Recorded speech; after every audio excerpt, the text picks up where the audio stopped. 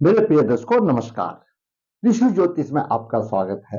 दर्शकों, ऋषि ज्योतिष समय समय पर आपका मार्गदर्शन करता रहा है। सबसे पहले तो मैं आपको बहुत धन्यवाद देना चाहूंगा कि आप मेरे वीडियो बड़ी उत्सुकता से देख रहे हैं। आशा करता हूं आगे भी देखते रहेंगे। आज के इस महत्वपूर्ण वीडियो में हम आपका मार्गदर्शन करेंगे। एक जातक का प्रश्न आया है कि गुरुजी, मैंने कितने आदमियों से पूछा तो मेरी कुंडली में बहुत अच्छा धनयोग बनता है, लेकिन वो मिलेगा कब, मुझे अभी तक मिला नहीं।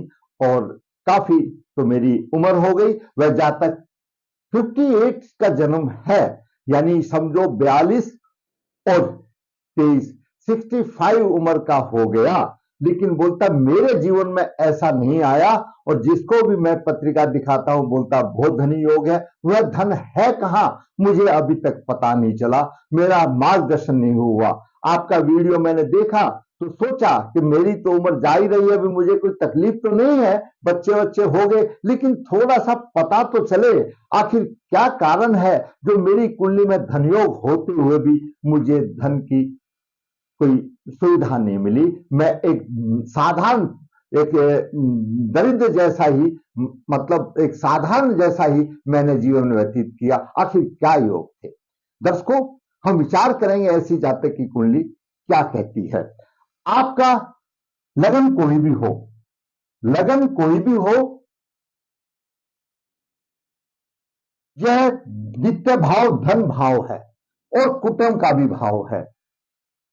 धन की स्थिति द्वितीय भाव से जानी जाएगी, चाहे आपका लगन कोई भी हो, यहां पर कोई भी राशि हो। और ये एकादश भाव है, ये आमदनी का भी भाव है। तो जरूरी बात है, धन की सुविधा तभी मिलेगी ये हमारा धन भाव का स्वामी बलवान होगा और एकादश भाव का भी स्वामी बलवान होगा, और उससे पहले लगन बलवान होगा। लगन भी शुभ स्थिति में होगा तभी तो उसको शुभ प्रभाव मिलेगा। अगर लगन ही अशुभ स्थिति में है तो कहां से शुभ प्रभाव मिलेगा? दूसरा, कर्म, हमारा कर्म भी ठीक होगा, तो धन हमारे कर्म से आएगा। आसमान से ऐसे टपकेगा नहीं कि हम झोली भर के बैठे रहे और धन आ जाएगा। हमारे कर्म भी ठीक होंगे, हमारा भाग्य भी साथ देगा तो अवश्य धन आएगा। और धन के जो कारक ग्रह है उनकी भी स्थिति अच्छी होगी तो अच्छा होगा। वरना आप लोगों ने काफी देखा होगा कि काफी ऐसे पुरुष हैं जो कम परिश्रम करते हैं और उनको धन ज्यादा मिल जाता है, और दूसरी तरफ ऐसे भी हैं जो अथक परिश्रम करते हैं, परिश्रम ज्यादा करते हैं, लेकिन परिश्रम के अनुपात में उनको श्रेय नहीं मिलता। तो आज हम इन्हीं बातों पर विश्वास करेंगे। आखिर आपकी कुंडली किसी भी लगन की हो तो आखिर ये क्यों ऐसा होता है, हम विचार करेंगे संबंधित कुंडली में। जातक जिस टाइम पर जन्म हुआ वो योग क्या था, अमावस्या योग था या दंड योग था या अति दंड योग था, क्या योग था, वह भी निर्भर करता है। दूसरा, लग्नेश क्या क्या स्थिति है, लग्नेश की क्या स्थिति है। तीसरा, कर्मेश जो कर्म भाव का स्वामी है, ये दसम भाव, ये दसम भाव कर्म भी बोला जाता है, उसकी स्थिति क्या है, उसके ऊपर क्या प्रभाव है, वह कहां पर है, हम ये सब विचार करेंगे। सप्तम भाव, ये सप्तम भाव है। जब हम कर्म का वर्णन करते हैं तो सप्तम भाव दसम भाव से दसम है, इसका भी साथ साथ होना जरूरी है कि सप्तम भाव व्यापार का भाव है, रोजगार का भाव है, और दसम भाव उसको शीर्ष पर ले जाता है, सम्मान का प्राप्ति कराता है, वो दसम भाव है। तो भाव भावत के सिद्धांत के अनुसार से दसम से दसम सप्तम भाव का भी देखना जरूरी है। हमारे कर्म अच्छे होंगे तो धन आएगा। परिश्रम अधिक करने से आएगा या कम करने से आएगा, वो ग्रहों की स्थिति बयान करेगी। उसके बाद हम देखेंगे चंद्रमा गुरु का क्या योग बनता है। इस कुंडली में शताष्टक योग बनता है। और भी जो मैं कुंडली का वर्णन करके आपका मार्गदर्शन करने जा रहा हूं, और भी कई शुभ अशुभ योग बनते हैं, तो ऐसा मैं हमेशा बताता हूं। कितना वर्णन करेंगे, लंबा वीडियो हो जाएगा। तो जो भी मैं दो चार वर्णन करूंगा उनका मैं आपको मार्गदर्शन कराने की कोशिश करूंगा। जरूरत है मेरे वीडियो पर अंत तक बने रहने के लिए, ये मैं आपको विश्वास दिलाऊंगा कि आप अंत तक बने रहिए और जरूर आपका मार्गदर्शन होगा। आपको वीडियो अच्छा लगता है तो लाइक कीजिए, जिसने सब्सक्राइब नहीं सब्सक्राइब कीजिए ताकि मेरा मनोबल भी ऊंचा होगा। लेकिन मेरा ध्येय यह है आपका मार्गदर्शन हो तो वीडियो अंत तक देखें। दर्शकों, पुरुष जातक का जन्म 18 मई 1958 को हुआ। अमावस्या योग था, आ गया अमावस्या योग था, पितरों की अमावस्या है। कृतिका चरण 1 में हुआ और रविवार को जन्म हुआ। जन्म के समय पर करक लगन उदय हुआ। करक लगन के 29 डिग्री 49 अंश है। ध्यान देके चलना, मैंने असले पिछली वीडियो में भी आपको अंशों का महत्व बताया है। लगन के अंश 29 49 डिग्री है और तृतीय भाव में गुरु 29 डिग्री लेकर के कन्या राशि में है। चतुर्थ भाव में राहु 6 डिग्री 50 मिनट लेकर के है। छठे भाव में शनि 0059 डिग्री लेकर के है, 59 डिग्री 59 डिग्री लेकर के 1 डिग्री के बराबर मानो। अष्टम भाव में कुंभ राशि में मंगल है, 22 डिग्री लेकर के विराजमान है। वहीं पर नवम भाव में शुक्र उच्च राशि में 20 डिग्री लेकर के विराजमान है। दसम भाव में चंद्रमा 27 डिग्री लेकर के विराजमान है। बुध 8 डिग्री लेकर के विराजमान है। केतु 650 डिग्री लेकर विराजमान है। चंद्रमा सूर्य से अस्त है और सूर्य एकादश भाव में 3 डिग्री 30 मिनट लेकर के विराजमान है। यह ग्रह की स्थिति रही। आज का वीडियो का धन भाव का स्वामी आमदनी के भाव में, ज्योतिष शास्त्र ये कहता है कि धन भाव का स्वामी, अगर धन भाव का स्वामी, धन भाव ये है और आमदनी का भाव ये है। आपकी कुंडली कोई भी होने दो मेरे दर्शकों, धन भाव ये है और आमदनी का भाव ये है।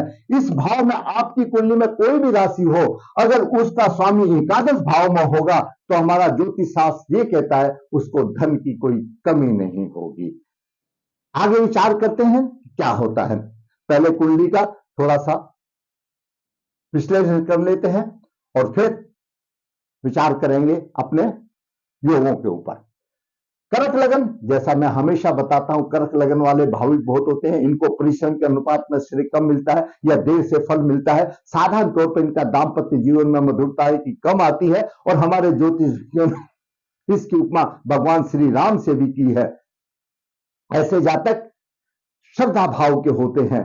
इनकी देव गुरु प्रति की अति श्रद्धा होती है। समाज में सम्मान की प्राप्ति होती है। राजपथ व्यवसाय से लाभ भी मिलता है। बुद्धिमान होते हैं, भागवान होते हैं, आनंद में जीवन व्यतीत होता है। सभी विविध भोगों का भोग करते हैं।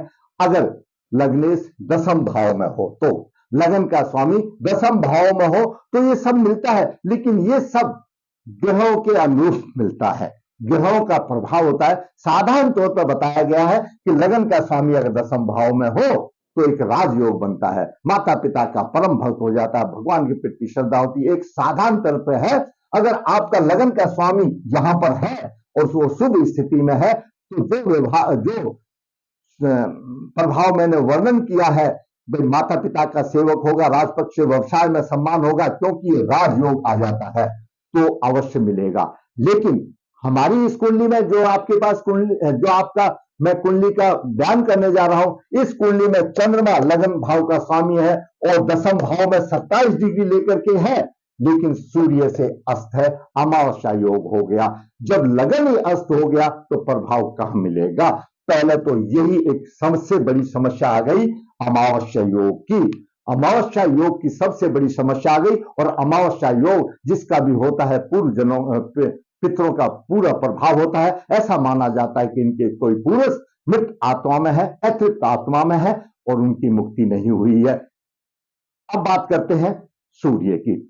दोस्तों, सूर्य जो जातक का प्रश्न था उसका ही आंसर इसमें आ रहा है। सूर्य धन भाव का स्वामी है और एकादश भाव में है। हमारे ज्योतिष शास्त्र के मुताबिक जब धन भाव का स्वामी एकादश भाव में होता है तो ऐसा व्यक्ति व्यवहार कुशल होता है, नीतिवान होता है, वो दूसरों की सहायता करने वाला होता है, समाज में उसको प्रसिद्धि मिलती है। जातक को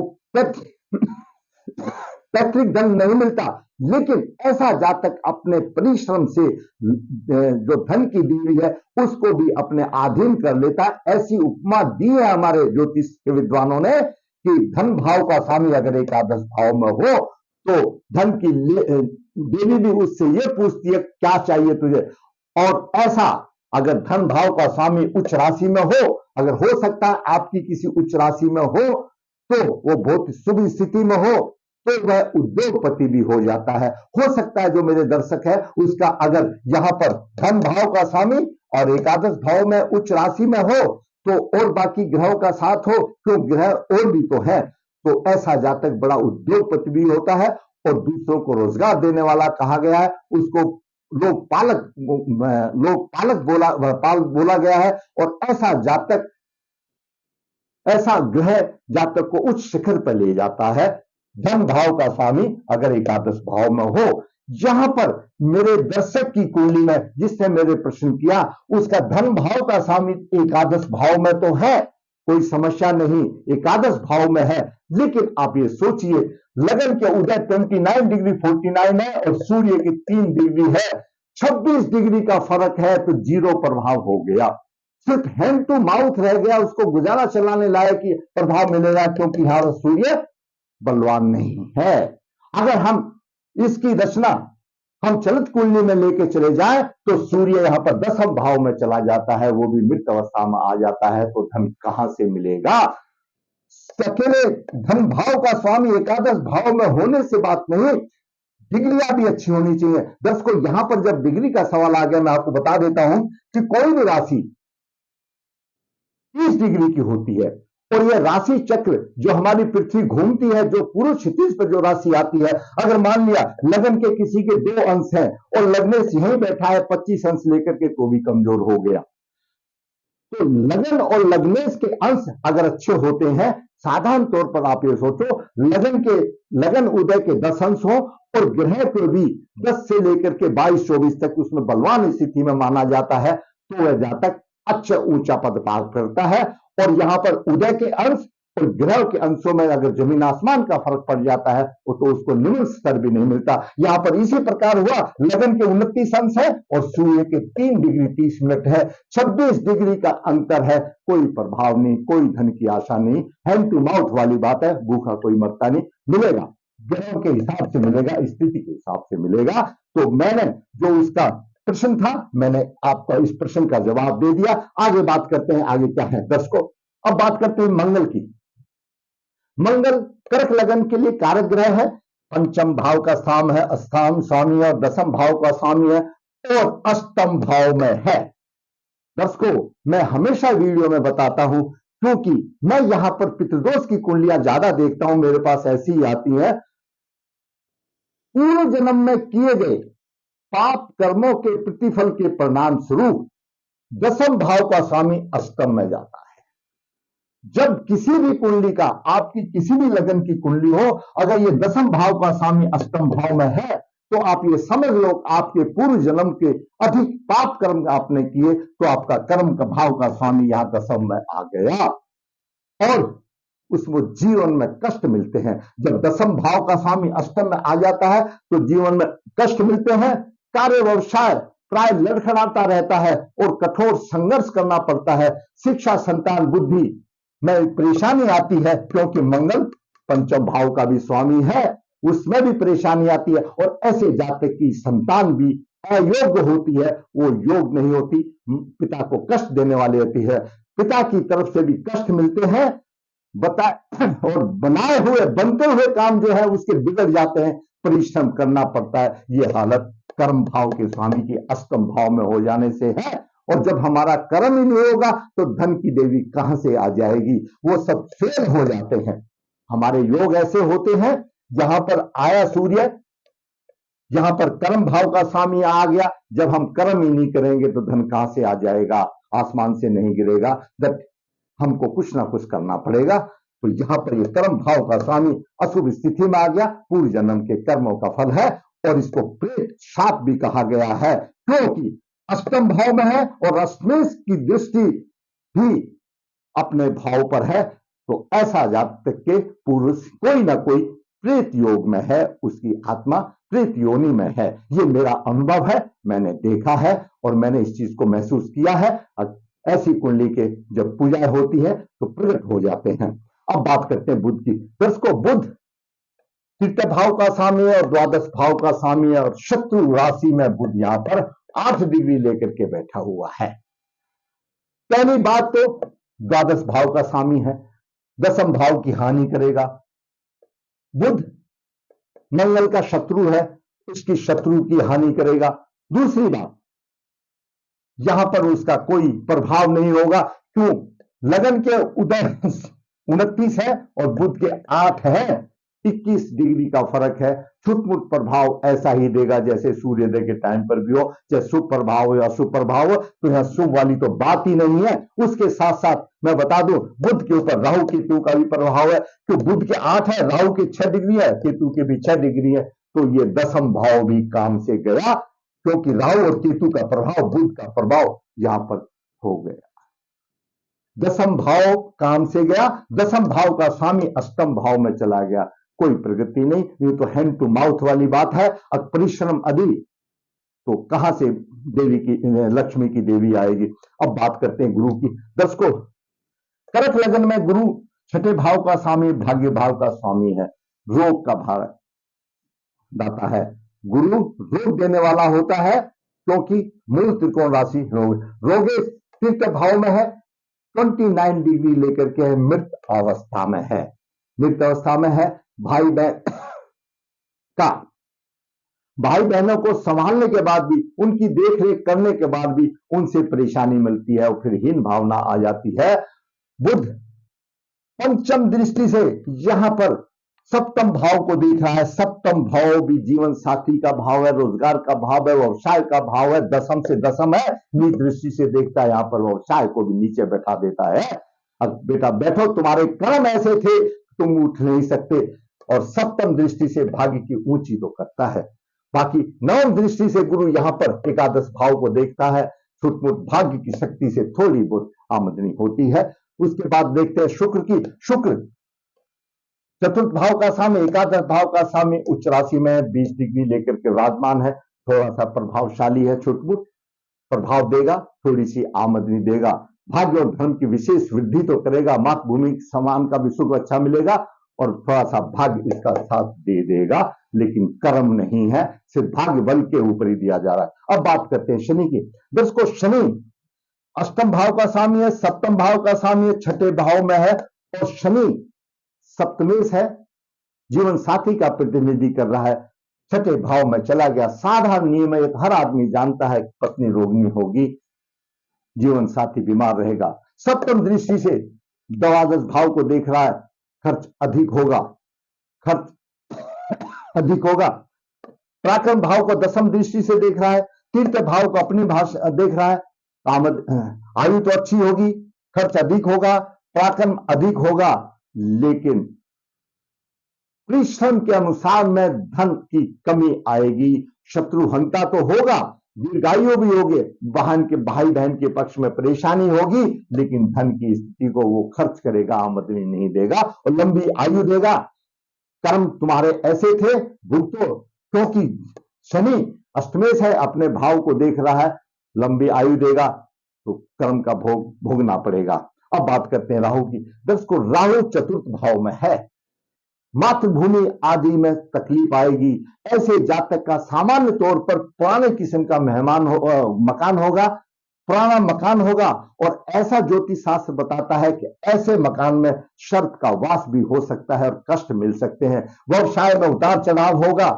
पंचम दृष्टि अष्टम भाव पर है, जीवन में कष्टों की भरमार रहेगी और नवम दृष्टि फिर यहां पर खर्चे के भाव में खर्च का कमी होगा।